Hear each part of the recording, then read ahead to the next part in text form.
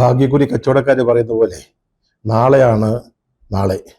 നമ്മുടെ ശബരിമലയിലെ സ്വർണ്ണ കവർച്ച കേസ് അന്വേഷിക്കുന്ന പ്രത്യേക സംഘത്തിന്റെ റിപ്പോർട്ട് നാളെ ബുധനാഴ്ച ഹൈക്കോടതിയിൽ സമർപ്പിക്കുക. അന്വേഷണം എവിടെ വരെ എത്തി നിൽക്കുന്നുവെന്ന് നമുക്ക് നാളെ മനസ്സിലാക്കാൻ കഴിയും.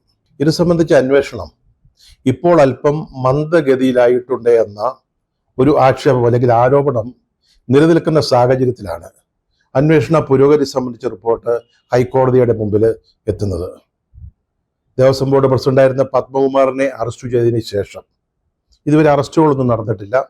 അന്വേഷണത്തിൽ എന്തെങ്കിലും പുരോഗതി ഉണ്ടായതായി നമുക്ക് യാതൊരു അറിവുമില്ല.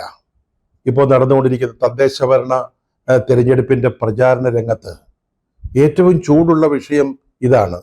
അതായത് ശബരിമലയിലെ അയ്യപ്പ ഭഗവാന്റെ സ്വർണം കവർച്ച ചെയ്ത സംഭവം. ശബരിമല വിശ്വാസികളുടെ മനസ്സിൽ അത് നീറി പടരുന്ന ഒരു പ്രധാന പ്രശ്നമായിട്ട് മാറിയിരിക്കുക.